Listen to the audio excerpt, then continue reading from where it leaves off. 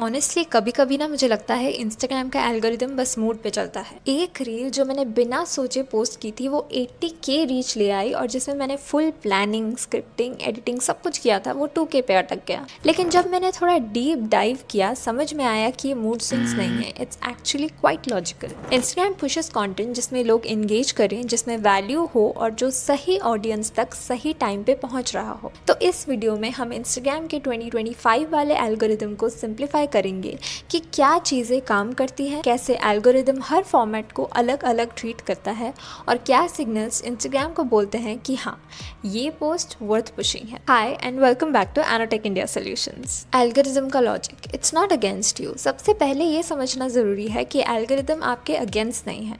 उसका बस एक काम है हर यूज़र को वो कंटेंट दिखाना जो उसके इंटरेस्ट के क्लोजेस्ट हो। फॉर एग्जाम्पल, अगर कोई यूज़र हर दूसरे दिन कुकिंग रील्स देख रहा है, वो सेव कर रहा है या शेयर कर रहा है, तो ऑब्वियसली इंस्टाग्राम उसके लिए कुकिंग कंटेंट पुश करेगा। अब अगर आप कुकिंग कंटेंट बना रहे हो और वो एंगेजिंग है तो आपका रील उस तक पहुंच सकता है even if they don't follow you. यानी focus should be on making content जो किसी के रियल नीड को सर्व करे, एंटरटेनमेंट, एजुकेशन या relatability. Every format different strategy. अब देखो, इंस्टाग्राम एक ही एल्गोरिदम से सब कुछ डिसाइड नहीं कर सकता। हर फॉर्मेट, चाहे वो फीड हो, रील्स हो, स्टोरी या एक्सप्लोर पेज, सबका एल्गोरिदमिक बिहेवियर अलग होता है। और अगर आप इनके हिसाब से कंटेंट स्ट्रेटजी बना पाए तो ऑनेस्टली आपकी रीच मल्टीप्लाई हो सकती है। चलो एक एक फॉर्मेट को ब्रेक डाउन करते हैं। Feed posts, it's about connection. Feed का एल्गोरिदम ज्यादा पर्सनलाइज्ड होता है। आप नोटिस करोगे फीड में मोस्टली वही लोग आते हैं जिनके साथ आपका एक रेगुलर इंटरेक्शन हो, जिनके साथ आपने डीएम्स किए हैं या फिर जिनके स्टोरीज पे आपने रिप्लाई किया हो या जिनके पोस्ट पे आप बार बार एंगेज करते हैं। तो अगर आप चाहते हो कि आपके फीड पोस्ट ऑडियंस तक कंसिस्टेंटली पहुंचे तो आपको कनेक्शन बिल्ड करना होगा। फॉर एग्जाम्पल, सपोज आप एक स्किन केयर ब्रांड हो,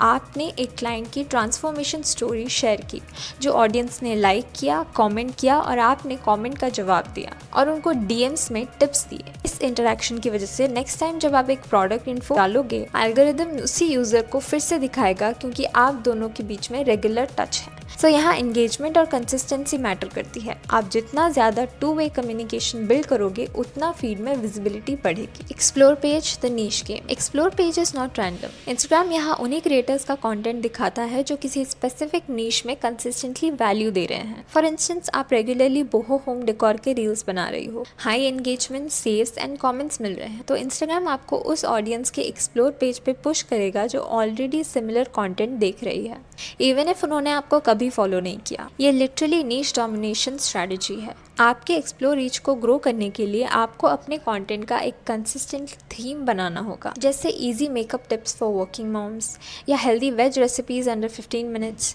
एआई टूल्स फॉर फ्रीलांसर्स। जो भी हो, बस आपका कंटेंट एक क्लियर थीम फॉलो करे। एल्गोरिदम समझ जाता है कि आप किसी के लिए वैल्यूएबल हो और फिर आपके जैसा कंटेंट देखने वालों को आपका कंटेंट दिखाता है। तो सम अप दिस पार्ट, हर फॉर्मेट का अपना एक मूड है। Feed loves relationships, reels chase attentions, stories thrive on interaction, explore rewards niche clarity. जब आप फॉर्मेट के अकॉर्डिंग कंटेंट बनाना शुरू करते हो तो आप एल्गोरिदम के अगेंस्ट नहीं, उसके साथ मिलकर काम करते हो। नेक्स्ट आते हैं रील्स पे, which is design for discovery. Reels का एल्गोरिदम सबसे डिफरेंट है क्योंकि इंस्टाग्राम चाहता है कि ये फॉर्मेट आपको नए लोगों तक लेके जाए।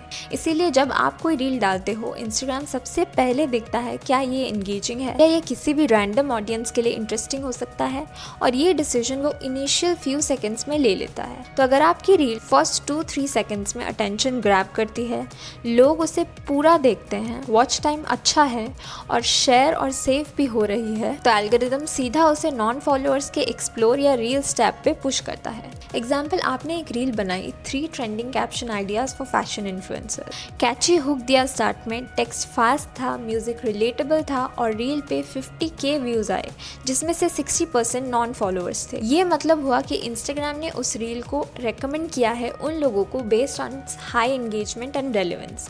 You can literally check this by going into the reel insights and scrolling down to see accounts reached, followers versus non followers. ऐसे कंटेंट को ज़रूर एनालाइज करें क्योंकि वही आपका ग्रोथ मॉडल बनेगा। Next let's talk about stories which is micro engagement magic. Stories का algorithm बहुत ज़्यादा इंटरेक्शन बेस्ड होता है। यहाँ पे इंस्टाग्राम ये ट्रैक करता है कि क्या लोग आपकी स्टोरी को कंप्लीट देख रहे हैं, क्या वो किसी स्टिकर के साथ एंगेज कर रहे हैं, क्या वो आपको रिप्लाई कर रहे हैं, और जितनी माइक्रो इंटरेक्शंस होती है उतनी आपकी स्टोरी रीच बूस्ट होती है। You can try this. एक सिंपल पोल स्टोरी डालो with the question team coffee या टीम चाय।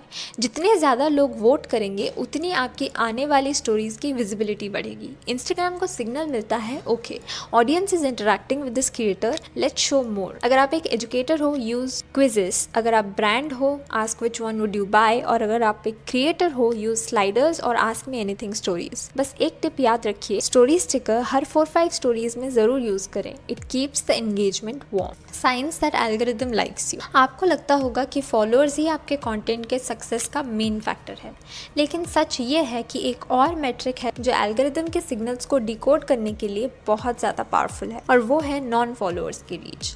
मतलब ऐसे लोग जो आपको फॉलो नहीं करते लेकिन फिर भी आपका कंटेंट देख रहे हैं। जब ऐसा होता है समझ लीजिए कि एल्गोरिदम आपके कंटेंट को पुश कर रहा है, रेकमेंड कर रहा है, और ये एग्जैक्टली वही चीज़ है जो आपको चाहिए। ये आप खुद वेरीफाई कर सकते हो। अपने किसी भी रील को ओपन कीजिए, उसके इनसाइट में जाइए, वहाँ एक सेक्शन मिलेगा अकाउंट्स रीच्ड। उसमें लिखा होता है फॉलोअर्स ने कितना देखा और नॉन फॉलोअर्स ने कितना। सपोज आपकी रील ने 10,000 लोगों तक रीच की और उसमें से 7,000 लोग जो आपको फॉलो नहीं करते। इसका मतलब सिंपल है, आपका कंटेंट रिकमेंडेड फीड में जा रहा है, एक्सप्लोर पेज पे दिख रहा है और नए लोगों तक पहुंच रहा है। अब जब ऐसा कुछ दिखे तो उसे लाइटली बिल्कुल मत लो। ये आपके लिए एक अपॉर्चुनिटी विंडो है, आपको तुरंत कुछ एक्शंस लेने चाहिए। रिपोस्ट करो उस कंटेंट को कुछ दिन बाद या नेक्स्ट वीक थोड़ा अलग कैप्शन के साथ।